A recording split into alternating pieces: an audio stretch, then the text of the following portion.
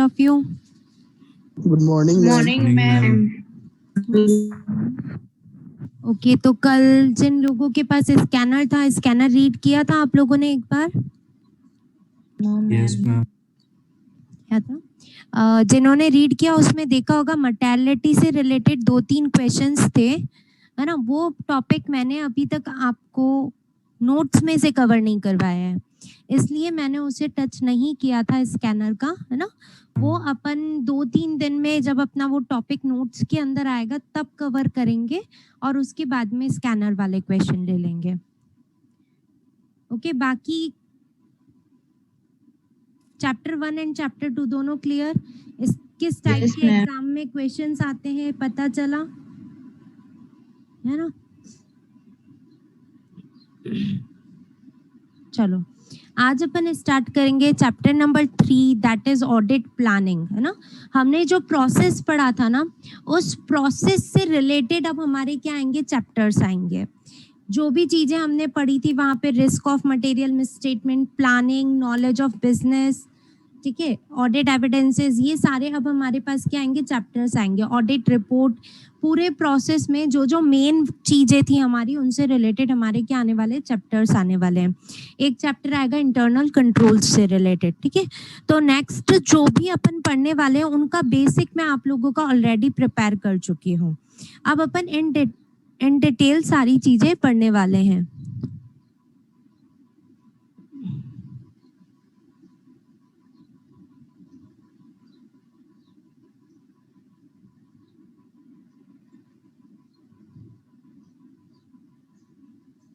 Okay, so start करते हैं अपन।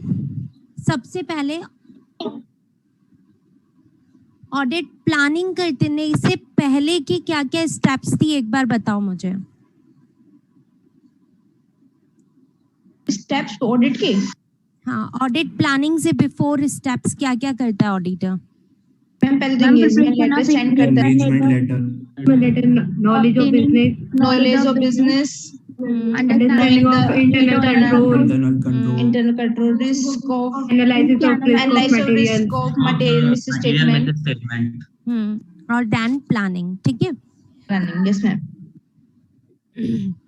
अब हम प्लानिंग से रिलेटेड ये चैप्टर स्टार्ट कर रहे हैं। इससे पहले इस प्लानिंग वाले चैप्टर में नॉलेज ऑफ बिजनेस से रिलेटेड क्वेश्चंस हमारे यहीं पे कवर हो जाएंगे, ठीक है।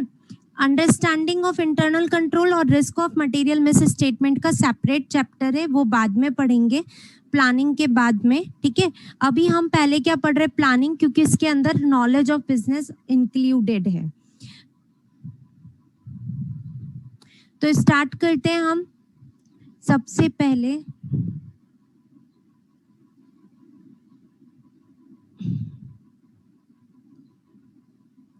क्वेश्चन नंबर 4 बहुत ही सिंपल सा है, हम ऑलरेडी समझ चुके हैं इसको। Right about knowledge of clients business and its importance and the sources from which such knowledge can be obtained। 4 marks के लिए आपका ये क्वेश्चन आ सकता है एग्जाम के अंदर, ठीक है, बट इतना ज्यादा इम्पोर्टेंट नहीं है, ठीक है। जो मोस्ट इम्पोर्टेंट होते हैं मैं आपको बोल देती हूँ कि ये बहुत इंपॉर्टेंट क्वेश्चन है। इस चैप्टर में जितने भी क्वेश्चन दिए हुए हैं वो इतने ज्यादा इम्पोर्टेंट नहीं है कि एग्जाम में आए, बट फिर भी अगर बाय चांस आ जाए तो हमें इनका आंसर आना चाहिए। तो ये चीजें सारी मैंने आपको अभी रीड करवा रही हूँ, ठीक है। सबसे पहले क्वेश्चन ने हमसे पूछा क्या है कि नॉलेज ऑफ बिजनेस होता क्या क्या है, ठीक है। आप क्या क्या नॉलेज ऑफ बिजनेस गेन करेंगे और इन्हें किस किस सोर्सेस से गेन करेंगे, इसका इंपॉर्टेंस क्या होगा, गेन करना क्यों कंपलसरी है नॉलेज ऑफ बिजनेस, ये सारी चीजें उसने हमसे पूछी है। तो सबसे पहले मीनिंग ऑफ क्लाइंट्स बिजनेस, ठीक है, नॉलेज ऑफ क्लाइंट्स बिजनेस, इसके लिए एक स्टैंडर्ड है ना। अगेन ये कौन कर रहा है,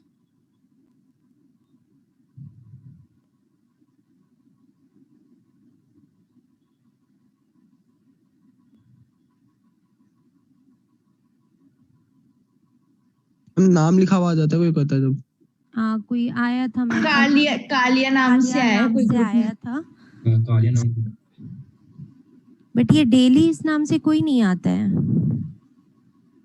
आज सुबह से ही सब क्लास में ऐसे हो रहा है। बट ये पार्टिसिपेंट शो ही नहीं हो रहा है। लीव कर दिया नौटंकी करके लीव कर दी। नहीं, ऑलरेडी 63 पार्टिसिपेंट्स थे शायद। पहले ही थे, नाम चेंज कर लिया अपना।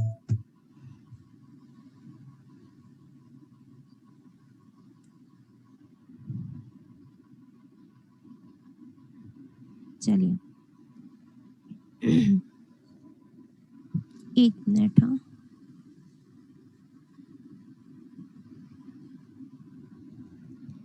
चलिए, तो एक स्टैंडर्ड है, स्टैंडर्ड 315। ठीक है, स्टैंडर्ड 315 के अंदर हमारा कवर होता है कि हमें नॉलेज ऑफ बिजनेस लेना है और साथ में हमें risk of material miss statement का असेसमेंट करना है। ठीक है, तो ऐसे 315 का नेम क्या है, आपने को सिर्फ नेम्स लर्न करने हैं क्योंकि हमारे ऑब्जेक्टिव में इनसे रिलेटेड क्वेश्चंस आ सकते हैं।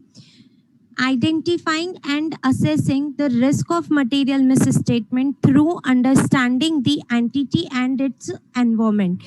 तो ऐसे 315 मेनली दो चीजों पे गवर्न कर रहा है। क्या, एक तो वो हमें बता रहा है कि नॉलेज ऑफ बिजनेस लेना कंपलसरी है और उसके बिहाफ पे आपको क्या करना है, risk of material misstatement decide करना है, असेस करना है।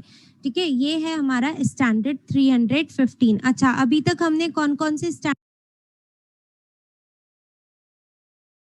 पढ़े, ऐसे 200 एंड ऐसे 210। ठीक है, नाउ ये थर्ड हमारा स्टैंडर्ड का नेम आ रहा है ऐसे 315। इसके अंदर आप लोग याद रखेंगे risk of material miss statement and knowledge of business, दो चीजों के बारे में हमें इस स्टैंडर्ड के अंदर बताया है। दी auditor shall obtain an understanding of the following. तो नॉर्मली हमने जो चीजें पढ़ी है वो भी लिखी हुई है और साथ में कुछ एक्स्ट्रा चीजें भी लिखी हुई है। Relevant industry, regulatory and other external factors including the applicable FRF। ठीक है, relevant industry, अच्छा आप लोगों को पता है इंडस्ट्री और एक कंपनी के अंदर डिफरेंस होता है। मैम सब मतलब एक टाइप की जो कंपनीज होती है ना उनको मिला के इंडस्ट्री बनती है। इंडस्ट्री बोलते हैं, है ना, जैसे टेक्सटाइल इंडस्ट्री है, आयरन इंडस्ट्री है, सीमेंट इंडस्ट्री है। तो पूरा सीमेंट इंडस्ट्री का एक तो होता है हमें नॉलेज होना चाहिए। ठीक है, जैसे अगर आप किसी भी ऑडिट की क्लोथ की उसकी कंपनी है, उसकी ऑडिट करने जा रहे हैं, तो पहले आपको उसकी कंपनी के साथ साथ में नॉर्मल इंडस्ट्री का भी क्या होना चाहिए, नॉलेज होना चाहिए। जैसे कपड़े के बिजनेस में कोई भी आता है तो नॉर्मली उनका जीपी रेशियो क्या होता है, उनका नेट प्रॉफिट रेशियो क्या होता है ना। ठीक है, एक जब भी हम कोई बिजनेस स्टार्ट करते हैं तो उसमें हमें एक मार्जिन ऑलरेडी फिक्स्ड रहता है कि इतना मार्जिन तो आपको मिलेगा ही मिलेगा। जैसे अपन लोग समझते कि कपड़ों के अंदर बहुत ज्यादा मार्जिन रहता है। ठीक है, बट जो दूसरी इंडस्ट्रीज होती है, हमारी सीमेंट इंडस्ट्री हो गई, उनमें इतना ज्यादा मार्जिन नहीं रहता है। तो ये डिपेंड करता है कि कौन सी इंडस्ट्री का आप ऑडिट करने जा रहे हो। तो हमें एक इंडस्ट्री का नॉर्मल नॉलेज होना चाहिए, यानी कि अगर हम सीमेंट कंपनी का ऑडिट करने जा रहे हैं तो नॉर्मल सीमेंट इंडस्ट्री का पहले नॉलेज लो। ठीक है, कि हर एक सीमेंट इंडस्ट्री के ऊपर कौन कौन से लॉज एप्लीकेबल होंगे। देन स्पेसिफिक जिस कंपनी की आप ऑडिट करने जा रहे हो, अब उस स्पेसिफिक एंटिटी के अकॉर्डिंग, वहां पे नंबर ऑफ एम्प्लॉयज के अकॉर्डिंग, अब आपको स्पेसिफिक उसका नॉलेज लेना पड़ेगा कि इस पर्टिकुलर एंटिटी पे और क्या साथ साथ में रिक्वायरमेंट्स एप्लीकेबल होती है। क्योंकि अगर आपकी सीमेंट इंडस्ट्री आप चला रहे हो, आप सीमेंट कंपनी चला रहे हो, सोल प्रोप्राइटरशिप में चला रहे हो, तो आपके लिए कोई एप्लीकेबल एफआरएफ एज सच नहीं है, कोई फॉर्मेट फिक्स नहीं है। नॉर्मल जो हमने 11th-12th में पढ़ा है वही फॉर्मेट, बट कंपनी के फॉर्म में चला रहे हो तो हमारे ऊपर अलग फॉर्मेट आ जाते हैं। ठीक है, तो यहाँ पे क्या लिखा है, रिलेवेंट इंडस्ट्री का नॉलेज लो पहले, then regulatory and other external factors का नॉलेज लो। रेगुलेटरी मतलब लॉज कंप्लाइंसेस का, इंक्लूडिंग एप्लीकेबल एफआरएफ, आपके ऊपर कौन सा एफआरएफ एप्लीकेबल होगा उसका भी नॉलेज लो। जरूरी नहीं है आप एज इट इज लैंग्वेज लिख करके आए, आप आपके हिसाब से इसे दो सिंपल लैंग्वेज के अंदर भी लिख सकते हैं। नाउ सेकंड है नेचर ऑफ एंटिटी के बारे में पता करो। नेचर ऑफ एंटिटी मतलब वो क्या काम करते हैं। ठीक है, इट्स ऑपरेशंस मतलब कौन सा रॉ मटेरियल यूज में लेते हैं, फिर आपका मैन्युफैक्चरिंग में टाइम कितना लगता है, ठीक है। अगर डेटर्स हैं आपके, तो आप लोगों ने एफए में पढ़ा होगा ना, डेटर्स का क्रेडिट पीरियड होता है, क्रेडिटर्स का क्रेडिट पीरियड मैम। होता है ना। तो वो सारी चीजें हमें आपके ऑपरेशंस की नॉलेज लेनी पड़ेगी कि डेटर्स आपको कितने टाइम पीरियड में पेमेंट कर देते हैं, आपका ऑपरेटिंग साइकिल कितना है कि कितने टाइम पीरियड में आपका रॉ मटेरियल अगेन कैश में कन्वर्ट हो सकता है। तो ये सारी हमें ऑपरेशन से रिलेटेड क्या लेनी है, नॉलेज लेनी है। Second, ownership and governance structure से रिलेटेड हमें क्या लेनी है, नॉलेज लेनी है। ओनरशिप, आपका ओनर कौन है, ठीक है, board of directors, sorry sole proprietorship है, तो जो आपका प्रोप्राइटर है वो, ठीक है, पार्टनरशिप फर्म के केस में पार्टनर्स, इस टाइप से। गवर्नेंस स्ट्रक्चर का क्या मतलब होता है कि हमारे बिजनेस में कम्युनिकेशन का क्या स्ट्रक्चर है, किस पर्सन को कितना ड्यूटीज दिया हुआ है, क्या लाइबिलिटीज दी हुई है, उसको ऑपरेट करने के लिए क्या राइट्स दिए हुए हैं, कौन सा बंदा किसको कम्युनिकेट करेगा, ठीक है। देन किस तरीके से आपका टॉप मैनेजमेंट को लोअर मैनेजमेंट तक कोई भी इंफॉर्मेशन पहुंचानी है तो वो किस वे में पहुंचाते हैं, हर एक चीज हमारी गवर्नेंस स्ट्रक्चर के अंदर आती है। तो आपका गवर्नेंस स्ट्रक्चर क्या है, वो सारी चीजें। कैपिटल स्ट्रक्चर सब लोग समझते ही हैं, इक्विटी और डेट का क्या रेशियो है आप लोगों का, है ना, कितना आपका इक्विटी लगा हुआ है बिजनेस के अंदर, कितना आपका लोन से लेकर के आप अपना बिजनेस ऑपरेट कर रहे हो। समझते हो सब जने capital structure? Yes ma'am, depth equity. Debt equity का क्या रेशियो है आप लोगों का, एफएम में पढ़ा होगा आपने अच्छे से ही है। Now third point, accounting policies का आपको नॉलेज लेना चाहिए कि बिजनेस में कौन सी अकाउंटिंग पॉलिसीज फॉलो होती है। जैसे डेप्रिसिएशन का कौन सा मेथड आप यूज में ले रहे हैं, ठीक है, आप कैसे पता करेंगे कि डेप्रिसिएशन का कौन सा मेथड यूज में ले रहे हैं, तो हम लास्ट ईयर्स की ऑडिट रिपोर्ट्स देख सकते हैं, है ना, या फिर हम मैनेजमेंट से खुद से पूछ सकते हैं कि आप कौन सा मेथड ऑफ डेप्रिसिएशन यूज में ले रहे हैं। इसी टाइप से स्टॉक का वैल्यूएशन आप कैसे करते हैं, ठीक है। ये सारी चीजें एंटिटी की अकाउंटिंग पॉलिसीज का नॉलेज आपको स्टार्टिंग में ही ले लेना है, ताकि आप बाद में जाएं तब आपको वापस से क्वेरीज ना आए। एंटिटी का मेन ऑब्जेक्टिव क्या है, ठीक है, स्ट्रेटेजीज क्या है, आप बिजनेस रिस्क को कैसे कवर करते हैं, ठीक है, यानी कि ये सारी चीजें हमारे किससे रिलेटेड आ गई, इंटरनल कंट्रोल्स से रिलेटेड आ गई। आप कैसे करते कि भाई हमें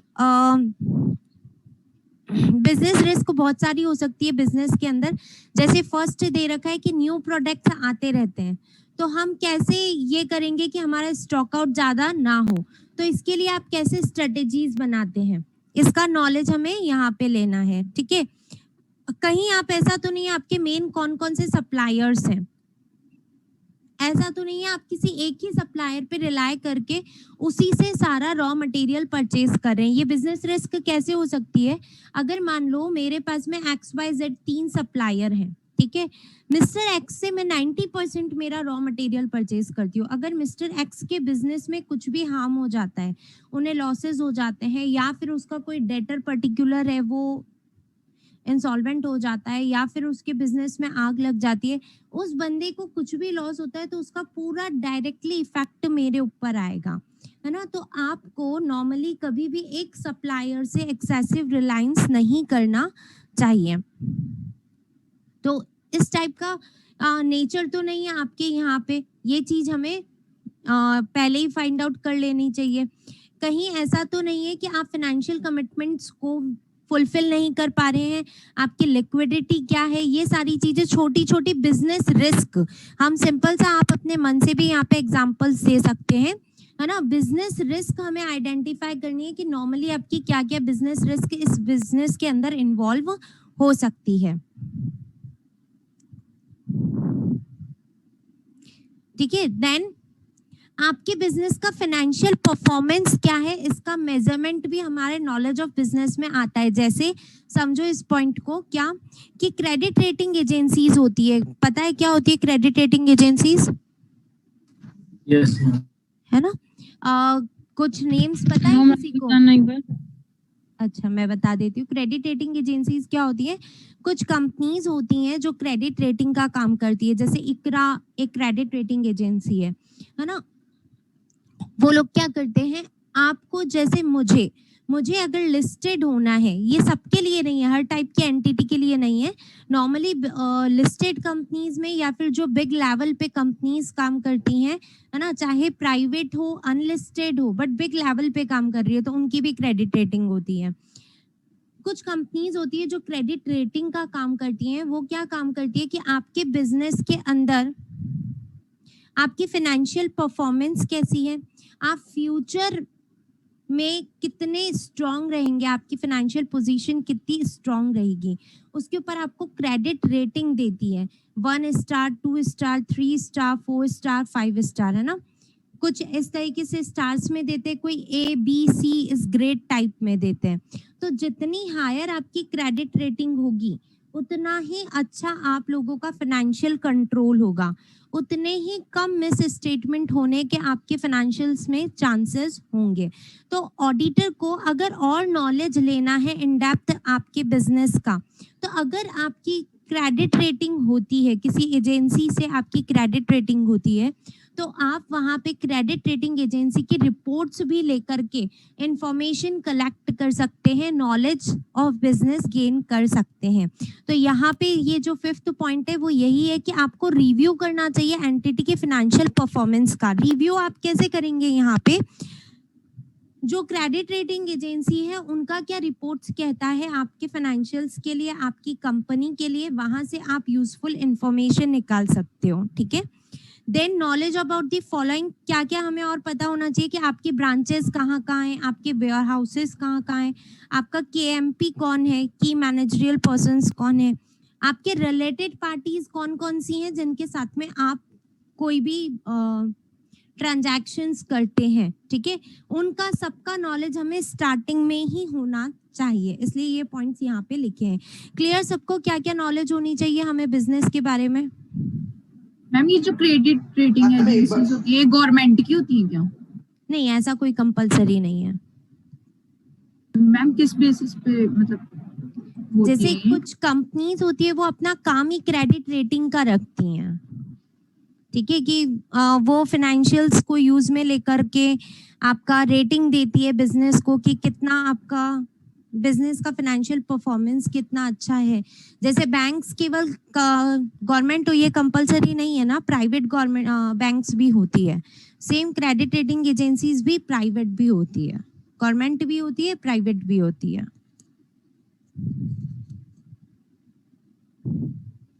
एक बार गवर्नेंस स्ट्रक्चर फिर से बता दीजिए। क्या वापस बताऊं?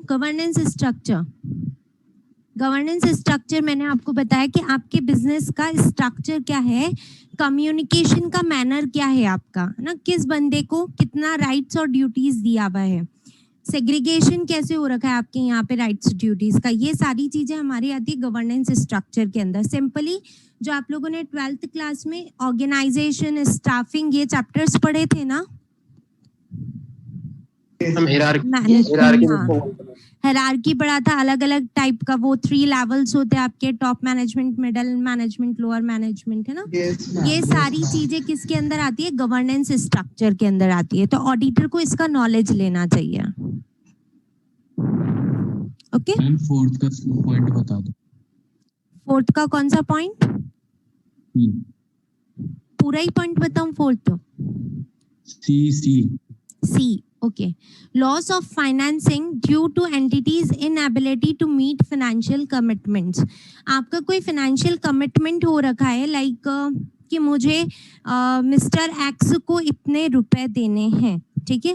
अगर आप उस कमिटमेंट को फुलफिल नहीं कर पाते हैं तो इससे आपको कितना लॉस होने वाला है, क्योंकि आपकी रेपुटेशन पे पूरा इफेक्ट आता है। ये एक बिजनेस रिस्क होती है कि अगर, जैसे आप लोगों ने पढ़ा है नेगोशिएबल इंस्ट्रूमेंट एक्ट, पढ़ा है आप लोगों ने? या फिर नॉर्मली अगर मान लो उसका इतना नॉलेज नहीं है हमको, तो नॉर्मली आप लोगों ने सुना होगा कि चेक बाउंस होने से आजकल क्या होता है, केसेस भी हो जाते हैं, केस भी कर सकते हैं सामने वाले, ठीक है। तो उससे हमें क्या होगा, लॉस हो रहा है ना हमें फाइनेंस का, ठीक है, हमारे बार बार चेक बाउंसेस होंगे, हमारी रेपुटेशन में क्या होती है, डिक्रीज आती है, हमारे सिविल स्कोर्स क्या होते हैं, डाउन होते जाते हैं। सिविल स्कोर्स क्या होते हैं, बैंक एक स्कोर बना के रखती है हमारा कि कौन बंदा कितने टाइमली लोन का रीपेमेंट कर रहा है या लोन का रीपेमेंट नहीं कर रहा है। जैसे मैंने आज बैंक से लोन लिया 10 लाख रुपए का, मेरा इंस्टॉलमेंट आता है कि हर 10th ऑफ मंथ को मुझे पेमेंट करना है। अगर मैं वो मेरा फाइनेंशियल कमिटमेंट कंप्लीट नहीं करती हूँ तो मेरा सिविल स्कोर क्या हो जाता है, डाउन हो जाता है। ठीक है, अब मैं किसी और बैंक में भी लोन लेने जाऊंगी तो वहां पे मेरा रेपुटेशन ऑलरेडी, वो सिविल स्कोर पूरा ऑनलाइन चलता है, कोई भी बैंक किसी का भी सिविल स्कोर ऐसे ऑनलाइन चलता है तो वो ट्रैक कर सकती है। ठीक है, क्योंकि पैन नंबर से रिलेट करते हैं आजकल हर एक चीज, तो हम वहां पे जाकर के सिविल स्कोर देख सकते हैं बैंक के जो एम्प्लॉयज होते हैं उनके पास में। तो अब वो आपके या तो लोन अमाउंट कम कर देंगे आपकी, क्योंकि उनकी रिस्क बढ़ गई आपको लोन देने से, तो आपको क्या हो रहा है, आपको वहां पे लॉस हो रहा है फाइनेंसिंग का। ठीक है, आपको लॉस हो रहा है कि आपका रेपुटेशन डाउन हो रहा है, तो आपको कहीं से भी लोन कम मिलेगा। तो ये सारी भी क्या होती है, हमारी बिजनेस रिस्क होती है। तो बिजनेस में आपकी ये रिस्क कितनी है, इसका भी असेसमेंट करना होता है ऑडिटर को। तो बहुत सारी अलग अलग बिजनेस रिस्क होती है। ये मैंने थोड़ी हायर लेवल की रिस्क लिख दी, क्योंकि छोटी मोटी लिखते तो वो तो हमें ऑलरेडी पता ही थी, तो इसलिए यहाँ पे थोड़ा सा ये लिखा है कि फाइनेंशियल कमिटमेंट्स को अगर हम मीट नहीं कर पाते हैं तो उससे हमें बहुत सारे फाइनेंशियल लॉसेस हो जाते वॉइस हैं। ब्रेक हो रही है मैम, डिस्टरबेंस आ रहा है। बहुत ज्यादा वॉइस ब्रेक हो यस रही है। मैम। ओके, नाउ ओके, नहीं मैम, अभी भी नहीं है। एक मिनट वेट करो।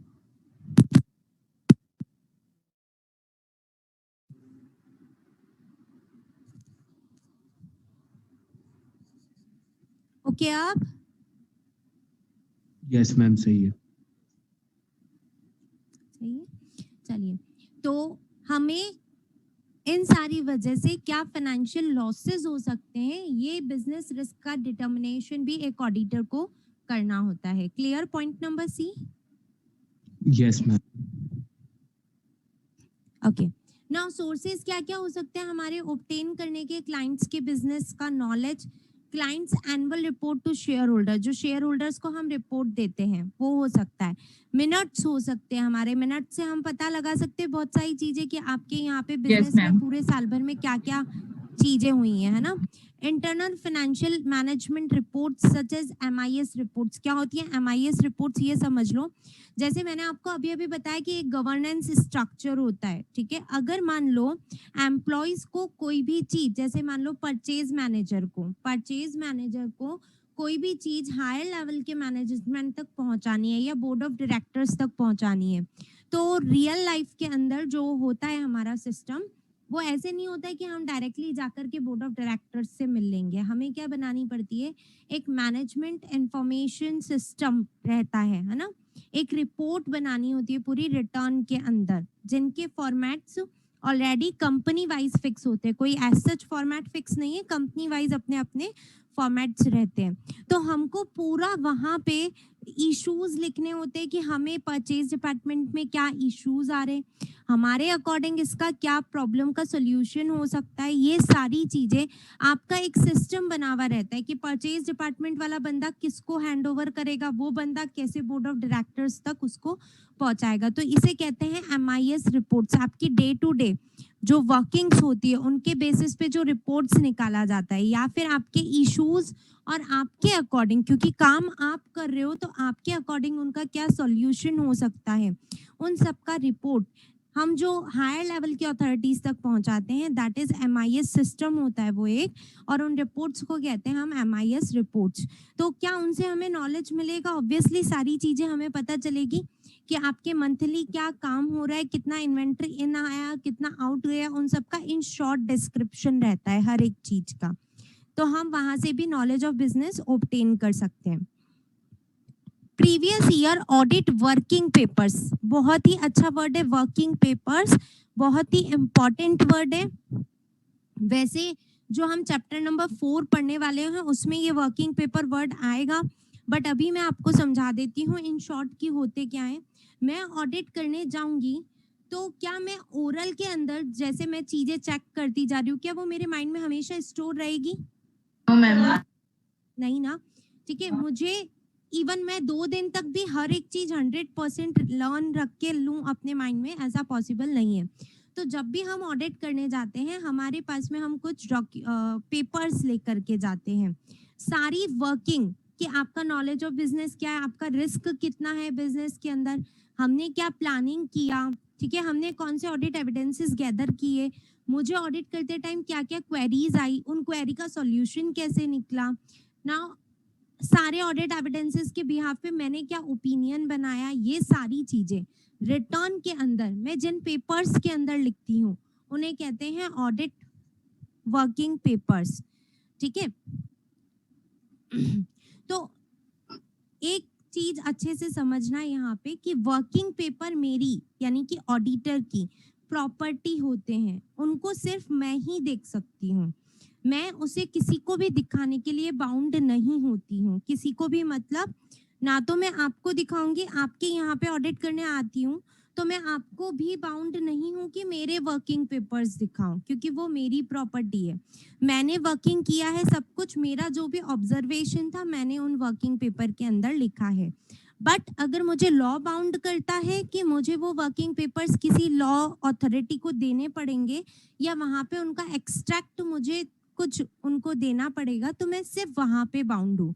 क्यों? क्योंकि मुझे ऐसा लॉ कहता है, तो मैं वहां पे बाउंड हूँ, अदरवाइज मैं मेरे वर्किंग पेपर्स किसी को भी नहीं दूंगी। तो मेरे वर्किंग पेपर्स मेरी प्रॉपर्टी है। अगर मान लो लास्ट ईयर मैंने ही आपके यहाँ पे ऑडिट करी थी, इसका मतलब समझना previous year audit working paper, ये केवल तब आएगा इफ एप्लीकेबल वर्ड लिखा हुआ है आगे, ये केवल तब पॉइंट हम नॉलेज गेन कर सकते हैं अगर लास्ट ईयर मैंने ही आपकी कंपनी का ऑडिट किया है, क्योंकि मेरी वर्किंग पेपर सिर्फ मैं देख सकती हूँ। ऐसा नहीं है कि लास्ट ईयर मैंने ऑडिट किया, इस साल आप ऑडिट करने आ रहे हैं तो आप मुझसे आकर के मेरे वर्किंग पेपर्स नहीं मांग सकते कि मुझे क्लाइंट के बिजनेस का नॉलेज ऑब्टेन करना है तो आप मुझे आपके वर्किंग पेपर्स दिखा दो, तो क्या मेरे लिए सारी चीजें इजी हो जाएगी? तो मैं आपको वो वर्किंग पेपर्स कभी भी नहीं दूंगी। इसलिए यहाँ पे एक वर्ड लिखा है इफ एप्लीकेबल। क्लियर? सबको समझ में आया? मैम ये डिस्क्लोज भी नहीं करते इसको? डिस्क्लोज क्यों नहीं करते? क्योंकि यहाँ पे क्लाइंट का इंफॉर्मेशन है हमारे पास में, और हमारे पास में एक बेसिक प्रिंसिपल है कि हमें कॉन्फिडेंशियलिटी मेंटेन करके रखना है। पढ़ा था अपन ने चैप्टर 1 में, यस मैम। है ना? Yes ma'am. उस कॉन्फिडेंशियलिटी को मेंटेन करने के लिए ही ये है कि वर्किंग पेपर सिर्फ किसकी प्रॉपर्टी होती है? ऑडिटर की, और वो उसे किसी को डिस्क्लोज नहीं करेगा। Okay, now point number E, discussion with client such as inquiring the officers and employees of the client। मैं नॉलेज कैसे ले सकती हूँ? और क्लाइंट के एम्प्लॉयज या ऑफिसर से इंक्वायरी करके, simply publications like trade journals, magazines, newspapers, आपका कोई भी डिस्क्रिप्शन आया है कभी किसी न्यूज़पेपर के अंदर या मैगजीन्स के अंदर आपकी कंपनी के बारे में आ रहा है, या फिर आपकी कंपनी मंथली कोई जर्नल्स इशू करती है, तो मैं उनको पढ़ करके भी आपके नॉलेज, आपके बिजनेस का नॉलेज ले सकती हूँ। जो बिग कंपनीज होती है वो मंथली बेसिस पे जर्नल्स भी इशू करती है। जर्नल्स क्या? एक बुकलेट टाइप में कि मेरे बिजनेस में इस पूरे मंथ के अंदर क्या क्या एक्टिविटीज हुई, वो सारी चीजें अपने शेयर होल्डर्स को पब्लिश करती है, शेयर होल्डर्स को बताती है, इसलिए वो जर्नल्स बनाती हैं, पब्लिश करवाती हैं। तो मैं वो जर्नल्स भी यूज में ले सकती हूँ आपका बिजनेस का नॉलेज ऑब्टेन करने के लिए। Visit to clients premises, simple सा है, उनकी प्लेस पे जा करके भी ऑब्टेन कर सकती हूँ। Internal auditors report if applicable, again यहाँ पे क्या वर्ड आया है? If applicable. एक नई बात बता रही हूँ जो आज तक अपन ने नहीं पढ़ी है। इंटरनल ऑडिट होती है एक, है ना, एक होती है एक्सटर्नल ऑडिट। हम एक चैप्टर पढ़ेंगे टाइप्स ऑफ ऑडिट, जब हमारी पूरी ऑडिट खत्म हो जाएगी तब पढ़ेंगे।